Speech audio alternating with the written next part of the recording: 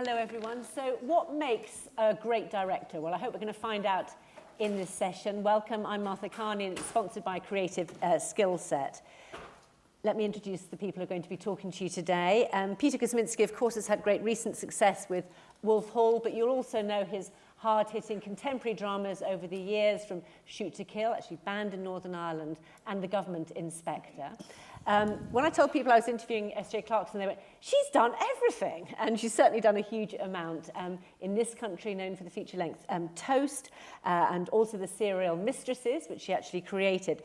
But she's also in huge demand in the States. And, you know, just listen to kind of all the best American series over recent years is Dexter, Ugly Betty, Heroes, House, Orange is the New Black. The list goes on. Now, you're going to have a chance to ask questions later on in the session, so do have a think about that as we go through. But I really wanted to begin, I think this will probably be of interest to people who want aspiring directors in the audience. With you, SJ, how did you begin? How did your career actually begin?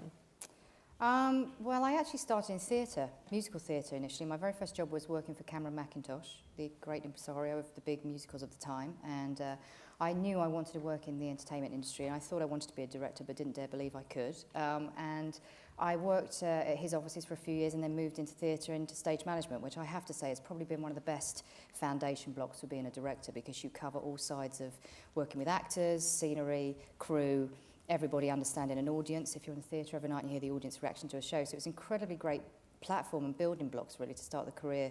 And then I took myself off to New York, and I studied at the New York Film Academy in directing, and came back and actually got a job as a temp at the BBC as a secretary.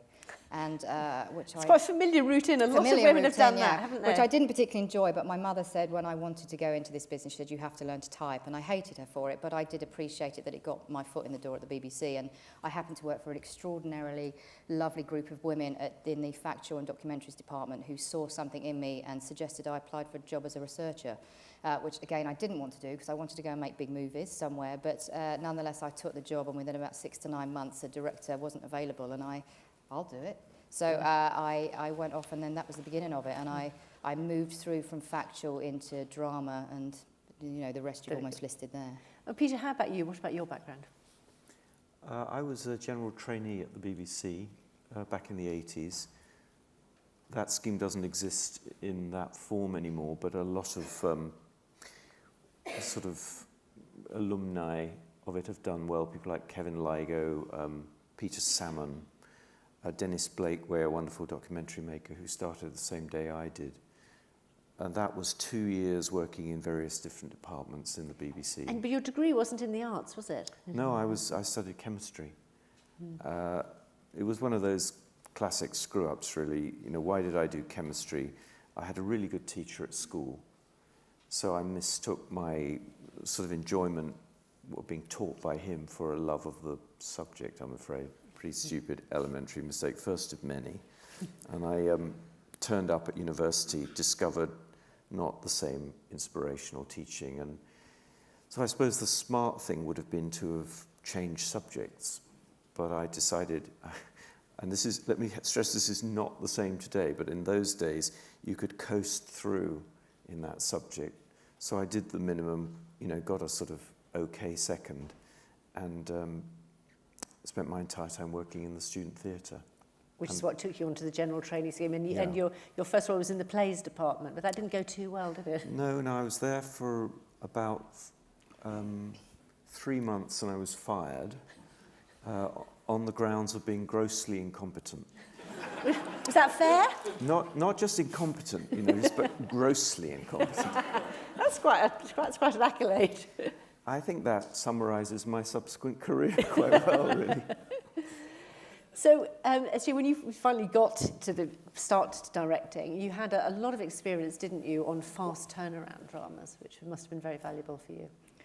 Yeah, I mean, baptism of fire in many ways, but very valuable. I think, you know, you get asked a lot, you know, how do you become a director and how do you learn to be a director? And I think you learn by doing it. I really do. I mean, I think that the great thing about those dramas and doing lots of them is you you get to do a lot of scripts. You see a variety of scripts, some good, some not so good, some actually quite bad. And as a director you're faced with, you just have to make it and figure out how you turn that script around and make it work and make it into something that people are going to watch. And what kind of programmes were these? Just tell people. Well, my first drama was Doctors, and I did sort of the Doctors, Casualty, a bit of EastEnders during that period of time, and then I did some Footballers' Wives and Bad Girls, can't remember which came first, before sort of getting my sort of more prime time slots, as it were. So yes, but those sort of, I guess what they're known as soaps now. They were still called dramas at the time, but those shows obviously with a fast turnaround. I think on EastEnders I did 33 pages in a day, which I wouldn't get out of bed for that now. I mean, I just wouldn't. I really genuinely wouldn't know what to do with it. How I got through it, I don't know. With 17 key artists in the Queen Vic pub.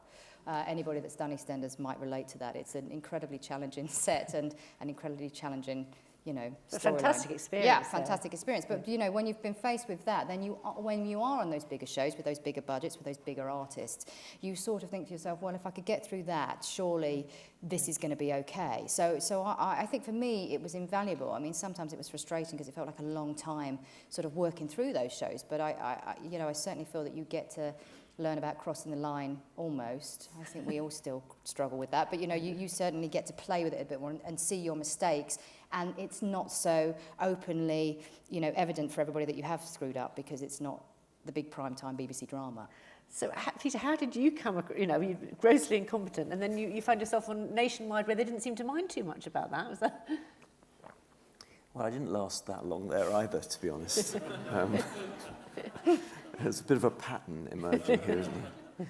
No, I was working in drama. That's what I wanted to do, what I've always wanted to do, but I was fired, as I mentioned earlier. So I worked for a while in current affairs.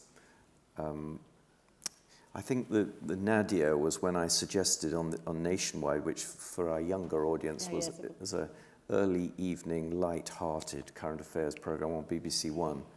I suggested doing an item about whether it was legitimate to charge VAT on tampons. Still a live issue, actually.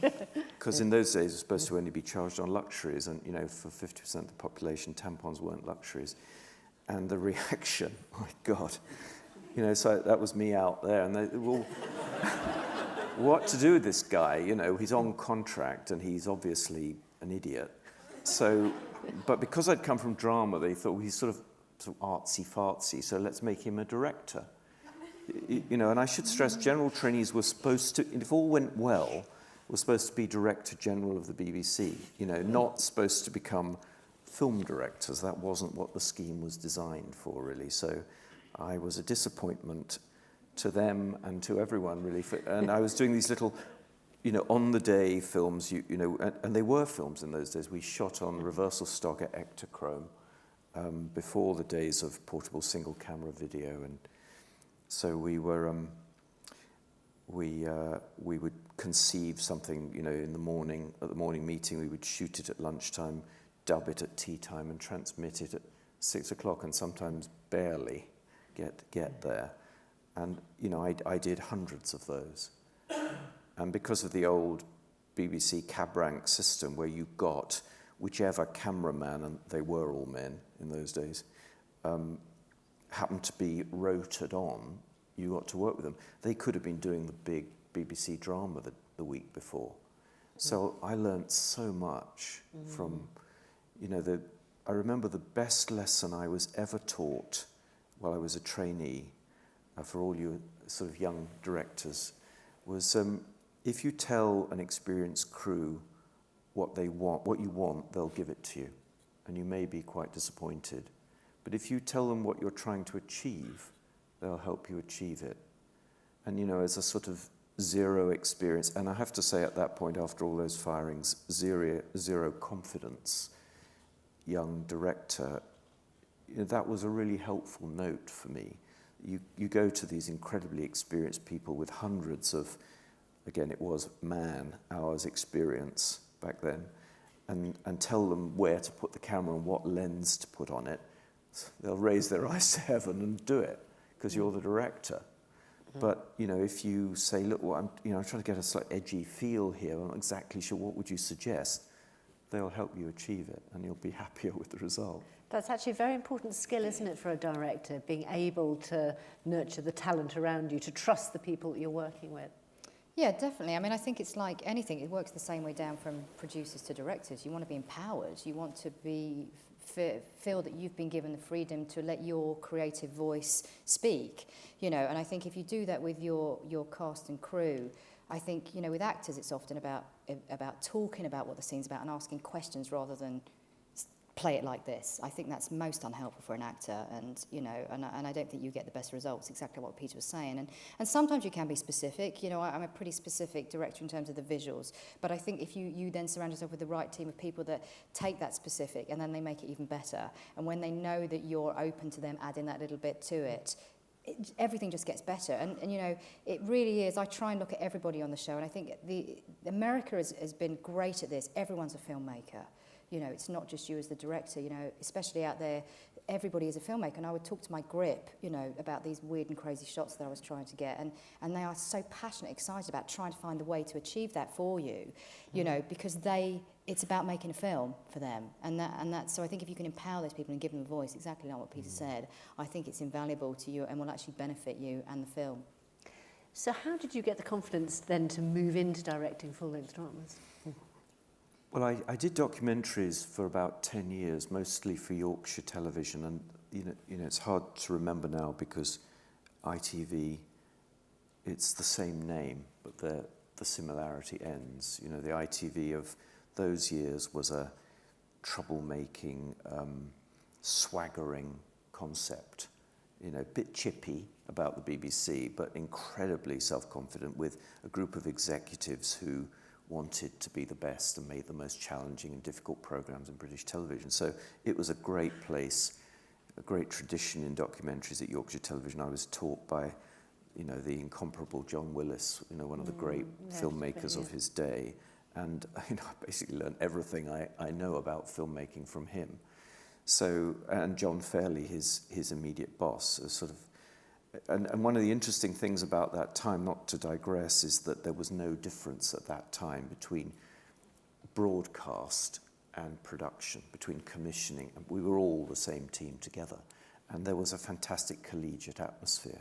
So when I went to John Fairley, the director of programs at Yorkshire Television, and said, I want to make this film about John Stalker and his inquiry into the so-called shoot-to-kill killings in Armagh in 1982, but there's no one will talk to us. There's nothing to film but a few guilty buildings, as we used to call them. You know, could I do it as a drama? Brackets, I'm not telling you this, but I've had a 10-year ambition to get back into drama, close brackets. You know, he said yes.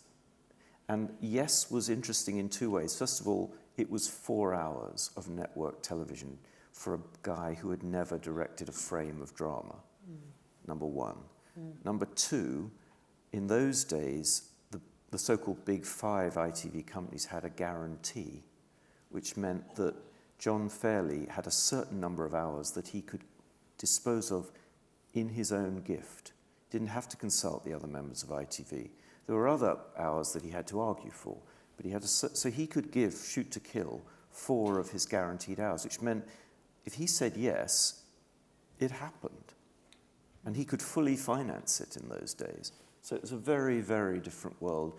I don't know that someone like me would have got in now, but because of that different situation, I did.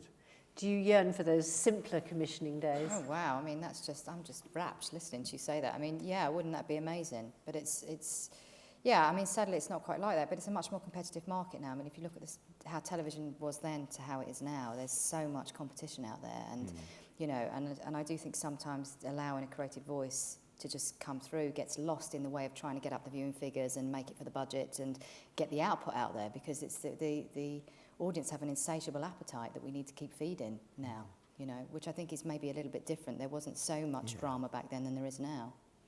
What's your view of the commissioning process now? It's hard to answer that question because anything you say might seem like it's an attack on individual commissioners, and I don't mean it in that way at all. But it's broken, Martha, it's broken. Right. It's broken for two main reasons, and it's interesting that Amanda touched on this last night. it's broken because of the completely wrong-headed split between commissioning and production. So that inevitably, when you're bombarded with proposals, the commissioners hive themselves off into, I wouldn't say ivory towers, but glass towers more normally. They sit in their glass box meeting rooms. They don't mix with program makers. They're often not program makers themselves. They don't speak with that authority of having been there and tried to make a schedule work. And there's a sort of, they're almost perceived as the enemy, but the program makers are perceived as the enemy by the commissioners, and the commissioners are perceived as the enemy by the program makers. And it's a huge that's divide. a tragedy, and it doesn't have to be that way, and it wasn't that way, and things were better when it wasn't that way. The second thing is this, again, understandable desire to be prescriptive about commissioning. So you'll get this ridiculous crap coming down from above, like, well, what we're looking for is a precinct drama that is pre-watershed, could run about 8:30, picking up off the energy of a Coronation Street. What commissioners should be doing is speaking at events like this and saying, bring me your best ideas. Do not censor yourself. Do not think that's not a Sky program, that's not a Channel 4 program. Bring me your best ideas, and if bring me your passion projects. And the brilliant thing about being a commissioner is you sit there and people bring you all this fantastic stuff, and you choose the best ones and you assemble your schedule. Does this sound a familiar experience to you, SJ? Yeah, I mean, it does. I mean, I'm in the fortunate position of having had a show commissioned. Do you know what I mean? So I can't say they're all useless.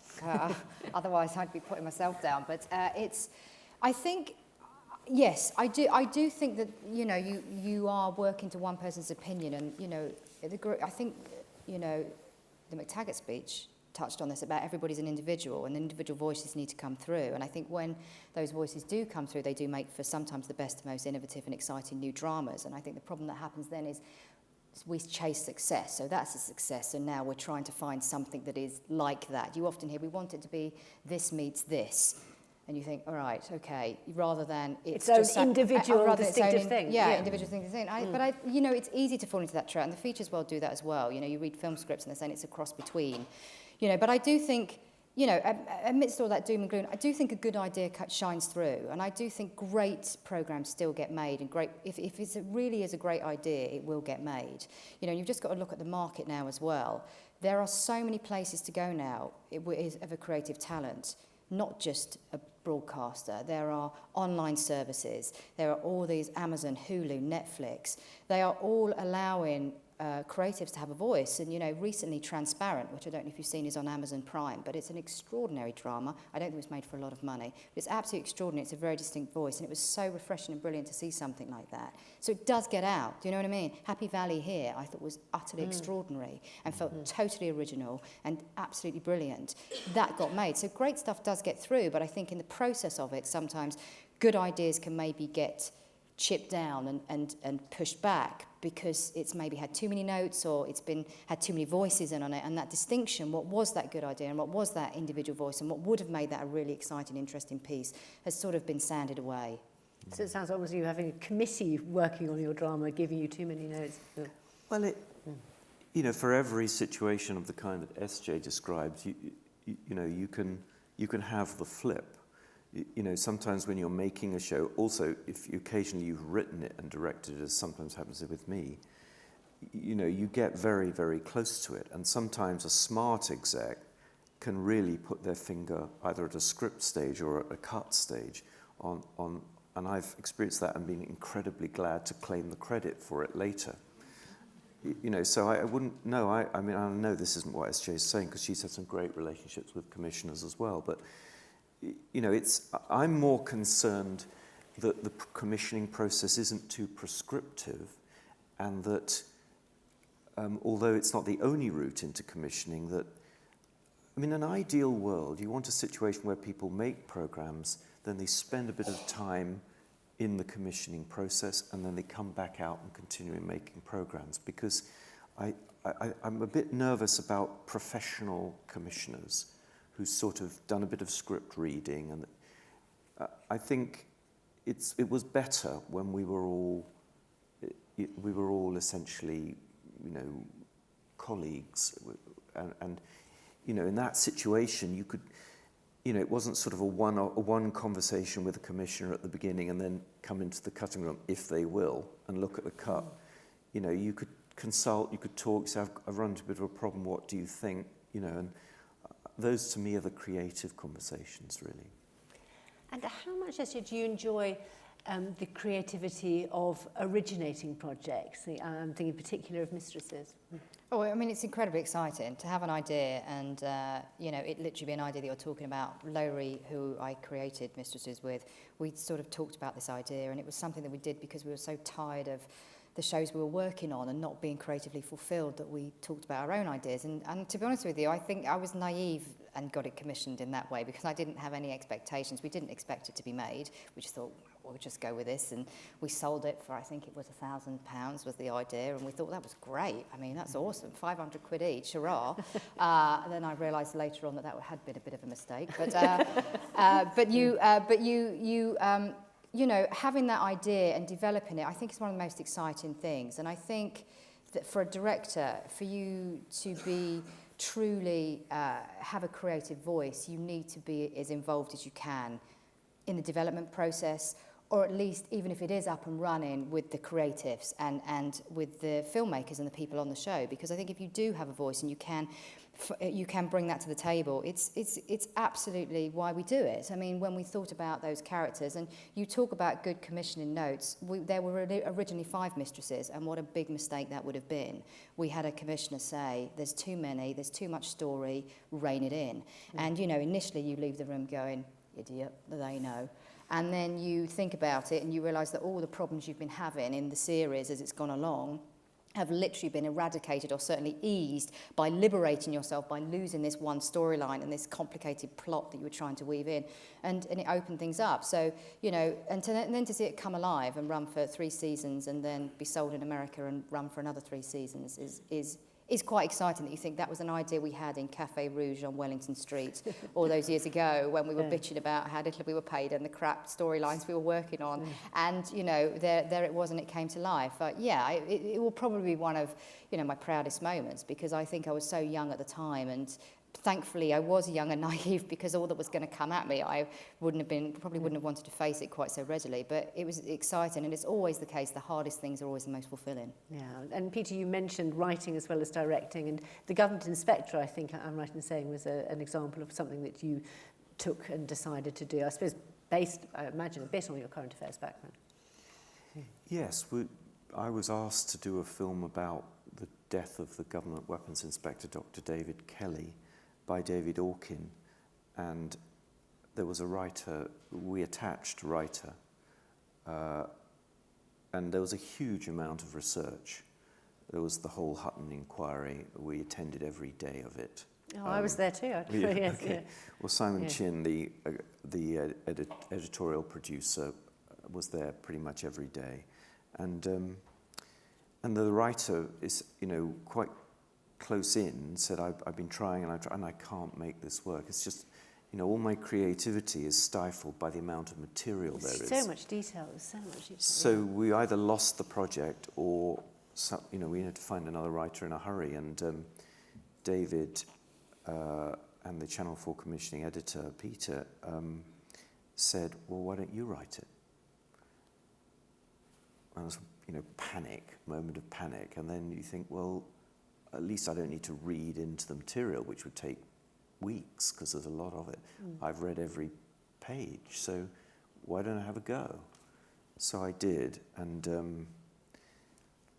you know, we made the show. Mark Rylance played David Kelly, my first collaboration with Mark, and you know, I'm very proud of it. And subsequently, I've written and directed 2 other dramas for Channel 4 that, you know, as SJ said, were things I sort of thought up in a cafe or in the bar. You know, and there is something, you know, we did The Promise, sort of 8 hours about Palestine now, or now-ish, and in the immediate post-Second World War period.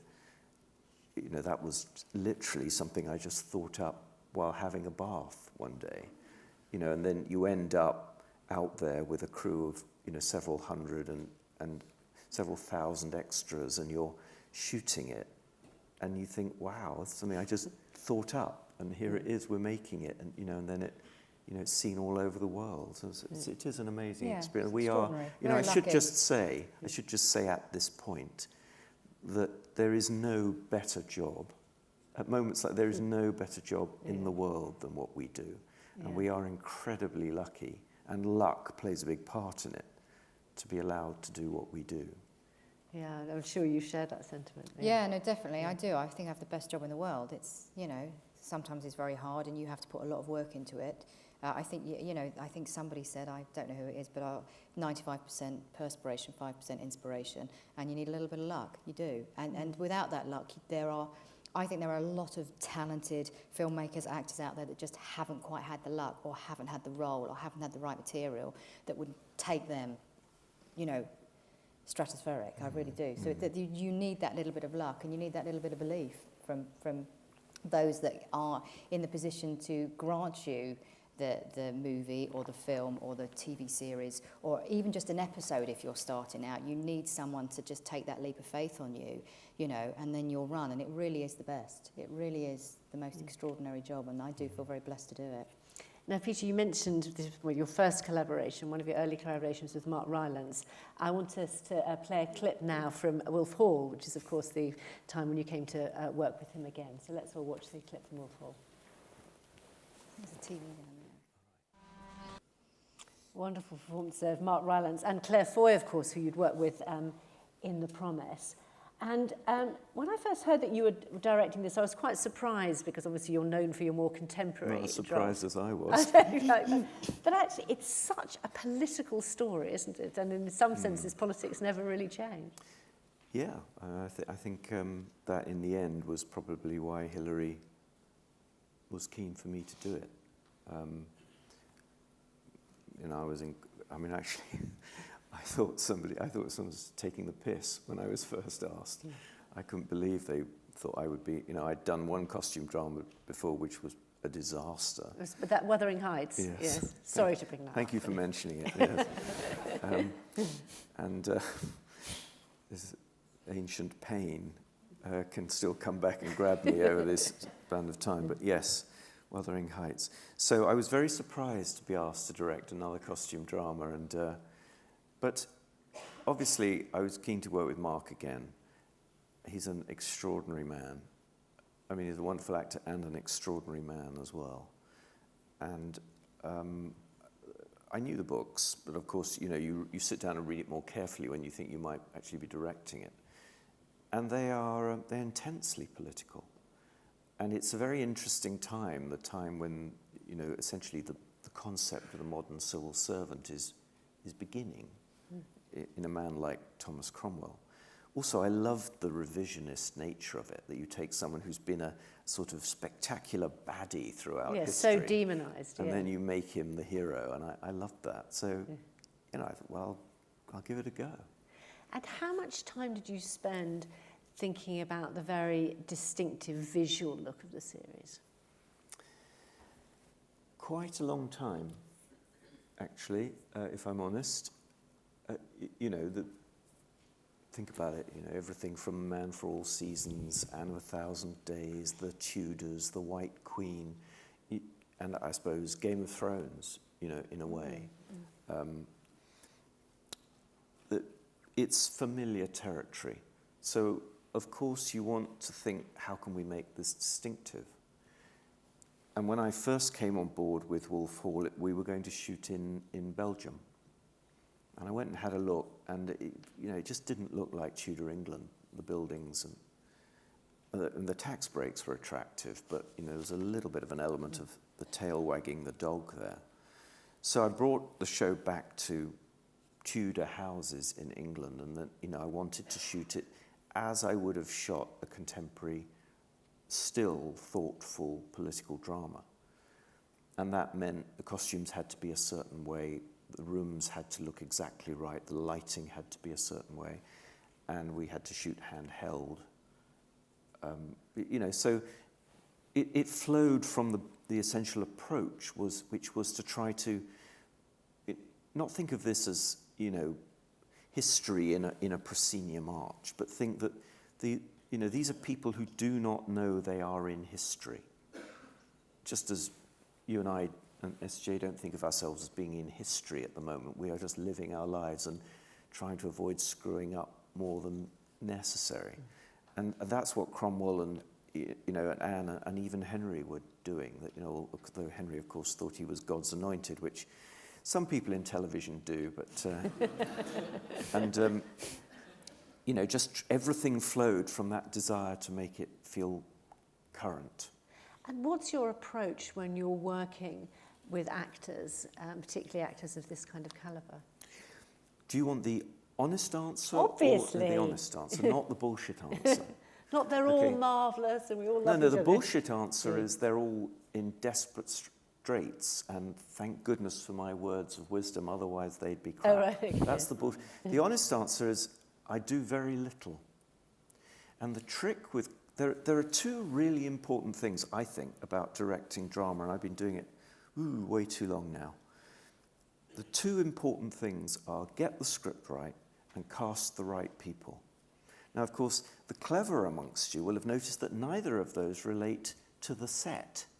We had 17 weeks on the set. But to me, that's not as important as casting the right people and getting the script right. Once you've got a really good script, and the number of productions one hears about that have a slot and rush into production when the script isn't ready. And you hear about shows where they have to lay off the cast because they still haven't got the script for the next episode. So get the script right and spend a ridiculously long time casting. Because you know what? It's free. It's free rehearsal. You don't have to pay anyone to come in for audition. Casting directors usually on a buyout fee. Just weeks and weeks and weeks of casting, by which time you'll have probably run most of the main scenes during the audition process. By the time you get on the set, if it's gone well, you know that those people are going to be great in that role. And then all you really do is create the right ambience for them to do their best work. And that means being very strict with the crew and visitors. The actors are given the space and quiet and to do their work and do silly things. Stupid things like don't put front boards on. When an actor's about to go into a role, don't snap a board in front of their face. Do it at the end of the take. Do end board. So I have the clapper board made up as an end board. Directors here will know what I'm talking about. It's all about... It's not breaking the spell.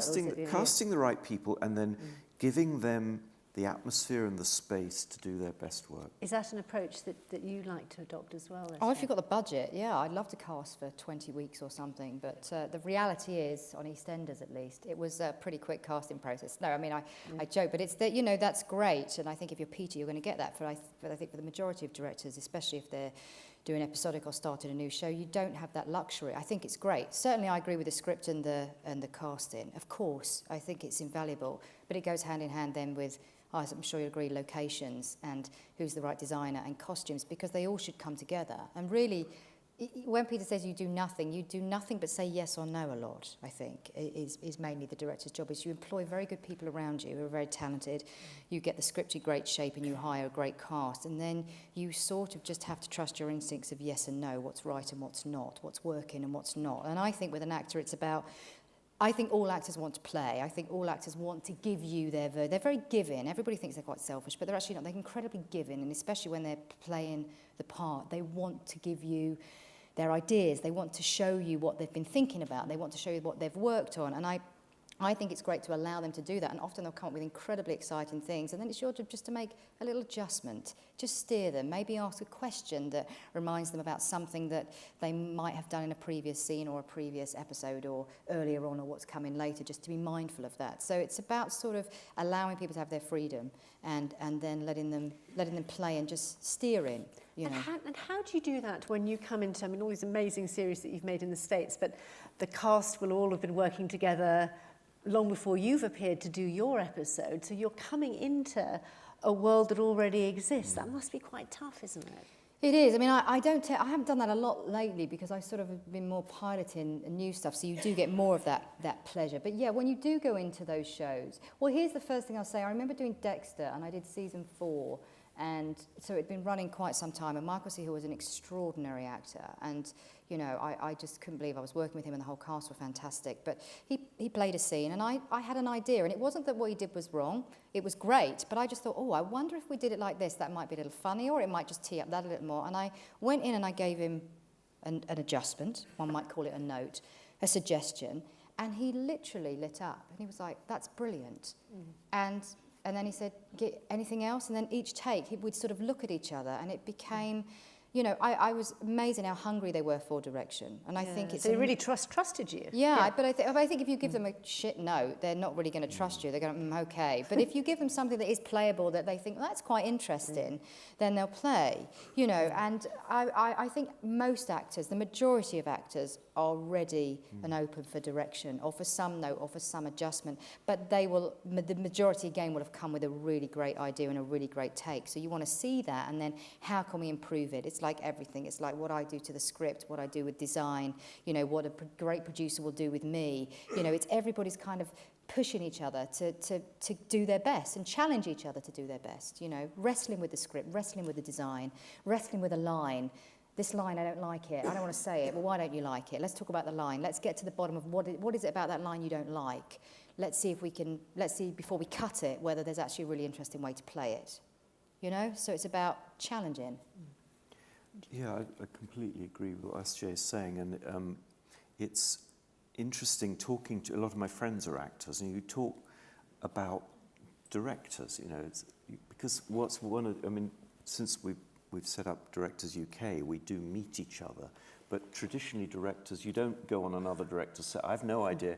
I know SJ is a great director from her work, but I have no idea how she works, and she's never visited me. So, and that rarely happens, if ever. Yeah. So when you talk to actors socially, you know, you don't want to look like you're trying too hard, but you're intrigued to know what their experience with other directors. Of course, what you want them to say is, well, you're the best, darling. You know? Which they will. Which they will. Because they're actors. All of us. God bless them. Yeah. But no, what comes out often, and it's interesting because I've observed this when I go and talk at film schools as well, is that they say what's really difficult is that so many young directors are frightened of actors. And that they're always with the camera and always talking about the shots and almost seem nervous to go near the actors and quite intimidated by them. And as I say, when I go to film schools to talk, and I usually go for a day, and it's usually the sort of people in their final year, and they're quite anxious because they know that they're coming to the end of this lovely period and they're doing their final project and they're then about to go out, you know, into the world. And usually about 4 o'clock in the afternoon, I say, do you realize that none of you have mentioned the single most important part of your job? And this look of sort of, oh my God, what have we forgotten? And I say, it's the A word. And nobody has mentioned directing actors.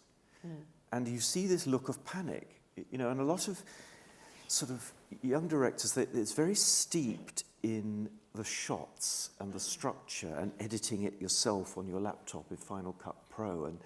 And then suddenly, at a certain point, you are exposed to often quite gifted and quite highly paid and with quite large egos actors. And it's, fuck, what do we... And they deal with it by busying themselves with lots of other things, and poor old actors are standing there just, you know, and I think that's what is probably lies somewhere behind what SJ is saying, is you gave a really good note And that actor looked and thought, at last, a director who's A, going to talk to me, and B, has got something really helpful and constructive to say that I can use. And as Peter was saying, directors don't get much chance to observe each other's work, but in one of your latest projects you have, haven't you? Because you've been working with Martin Scorsese. Yeah. So tell us a little bit about that. Well, I mean, that was very exciting, I have to say. I mean, it doesn't get better for me when you sort of talk about directors and the great directors, certainly of our time. And I think talking about history, he will go down in history as being one of the greatest, certainly of our generation. I had the privilege of working with him on his new show, Vinyl, which was called Rock and Roll for HBO. It's set in 1973, and he directed the pilot, which I went to see at his private screening room at his office, which in itself was the most amazing experience. Then when I actually got to meet him and have him come visit me and watch me direct on set, which was as terrifying as it was exhilarating. It was absolutely brilliant. But what was wonderful about him was we hear a lot about TV now and the golden age of TV, and it's the showrunner and it's the showrunner's world. And, it was so exciting to be on a show where he was at the head of it, really. Him and Terence Winter. Terence Winter is probably one of the most gracious and brilliant showrunners I've ever worked with. He wrote The Wolf of Wall Street, The Sopranos, and he is writing Vinyl. And they were the most collaborative group of people. They wanted to hear your ideas. They would embrace your ideas, and they would use those ideas and let you run with them. And Marty was just great. He was like so excited and so passionate. And I think that's the one thing that I think you need as a director, and it's passion. It's passion for what you do. And it was so thrilling to see how passionate he is at his age. With all the films he's made and with all his successes, he was passionate, and as passionate about my ideas and to hear my ideas, rather than just tell me what he thought it should be like. It really was an incredibly open and collaborative experience. Well, you've certainly whetted our appetite to see a little bit of this. I should say this is the first time that the clip of Vinyl is going to be shown here in the UK, so please don't film it, otherwise we'll be in terrible trouble. But let's go ahead and play the clip. Wow.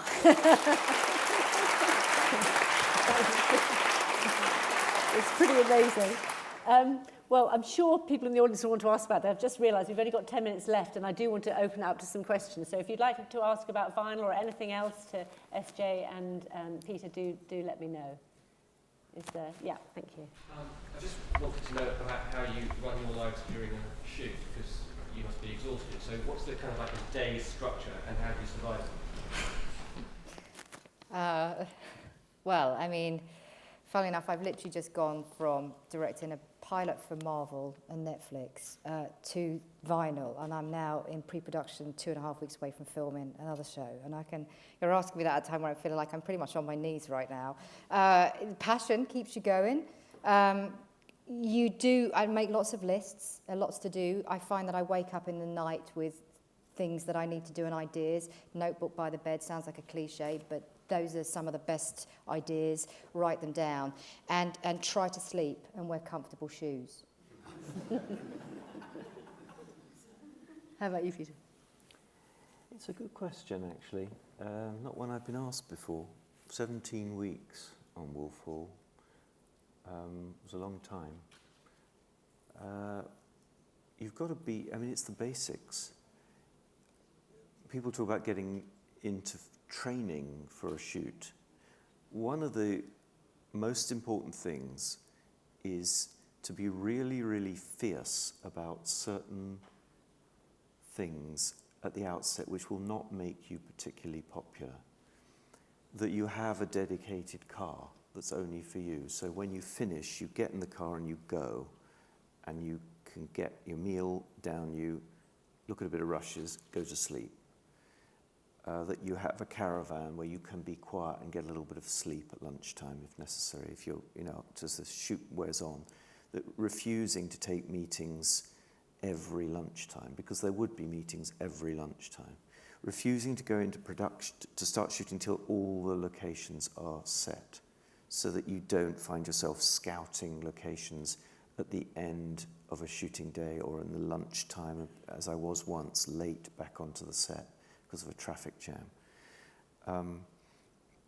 And making sure you eat regularly, making sure you sleep regularly, and making sure, most of all, and this is the most important thing, though it's the thing it takes you longest to realize, that you do not arrive at day one exhausted. Because pre-production, because of the money, because everybody's not given enough prep time, because, you know, days equals time, equals money, I should say, that you don't exhaust yourself during prep, so that by the time you get to the starting gate, you're exhausted. You're on your knees, as SJ says. And that means being really fierce with the producers and, you know, and saying, okay, I'm rehearsing this week. There are no meetings. There are no doing things in the evening. We've got 12 weeks of prep. You've got me for 11 of them. But for that week, I'm rehearsing, and I want to be with the actors and the writer, and then I'm going home to bed so that I'm not exhausted when we start shooting. Who'd like to ask the next question? Yep. How do you go about fostering the best writer-director? Should I ask that again? Yeah. How do you go about fostering the best writer-director relationships? SJ. I think it's something that sort of happens naturally. And I think certainly for me, doing quite a bit of episodic has actually been incredibly valuable, because I've worked with more writers than I can actually count now. And it's like going on a date. You kind of get on, you get excited by each other, you're riffing off each other's conversation, and you find yourself, you know, thinking about the same things and talking about the same things, or creatively, you know, arguing about the same things, which is incredibly exciting and I think very good in a writer-director relationship. I think you have to push each other. So for me, I would just say, for me, it's instinct. And when you find that person, keep in touch and keep shooting ideas across at each other. What about if we do something about this? Are you interested in this? I saw this article in the newspaper. What do you think? I've read this book. Have you read it? The writers have gone, fuck. Okay, let's find something else. You know, it's that continual keeping a dialogue going. You know, but it's kind of about putting yourself out there, meeting and trying things out, really. Trying them on for size. It's a bit like casting actors, I think. The key, at least in my experience, is don't work with a writer where you are basically unconvinced, either by their writing ability or by the script. Because if what you're essentially trying to do is take them apart and reassemble them, it isn't going to work well. The key is to attach yourself to a writer who you admire, genuinely admire. You know, you've read the samples and you think they're terrific. Or to a script that you genuinely admire and you think you can help it at the margins, but it's essentially in really good shape. Because then it's a bit like SJ's brilliant anecdote about the note to the actor. What you can do is add value. You know, I've recently attached myself to a feature film script by a writer I hugely admire. It's a wonderful script. And I had a few ideas, but they're offered in a spirit of admiration, really, in the same way that a note to somebody like Claire Foy or Mark Rylance is offered in a collaborative spirit of admiration. I think that is going to be the basis of a good creative. If you're working with someone where you actually think the script's not very good and they're a bit out of their depth, it's going to be adversarial right off the bat. I mean, it's a complicated question you've asked, and in the time, that's the best I can do. Yes, we are. I'm afraid we are getting very short of time, and I just realised I hadn't asked either of you, which I really should do. What's your view of the McTaggart lecture and what Armando Iannucci had to say about the future of the BBC? I thought it was inspirational. You know, I was moved at the end. I was up on my feet like everyone else. And some of the themes I've referred to here about, I think the single most important thing that I will take away from Armando's amazing speech, actually beautifully crafted and even better delivered, he's a great actor apart from anything else, was that where, the voice of the creatives is missing in the debate at the moment. And I shall take that myself as a challenge to get more involved. Do you think the voice of the creatives is missing? I think it's lacking, for sure, and I don't think it's being heard, and I certainly feel very passionate about the director's position at the moment and the fact that I think directors need to be heard. And I think we do need to embrace the creative more because, yes, it is business, It is show business, and it is a business, and it has to make money. But I think the money comes when something's good, and when something's exciting, and when something's quite brilliant. And I would say more often than not, that comes from a real, true, creative, singular voice, or a creative group of people. And I think, you know, from what I wasn't at the speech, but from what I've read of it, that's for me. I think to have the creatives heard, and you know, understand what a director does, and use their skills in order to add value to the product. Well, just before we go and end on a note of optimism, that's the fact that the BBC today has announced a new directors scheme. They're looking for 12 drama directors to be mentored on one of the BBC's 4 flagship continuing dramas. That's EastEnders, Holby, Doctors and Casualty.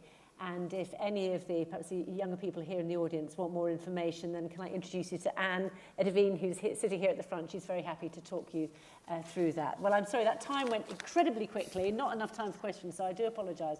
But thank you very much indeed to my guests, S.J. Clarkson and to Peter Kosminsky. Thank you very much. Thank you.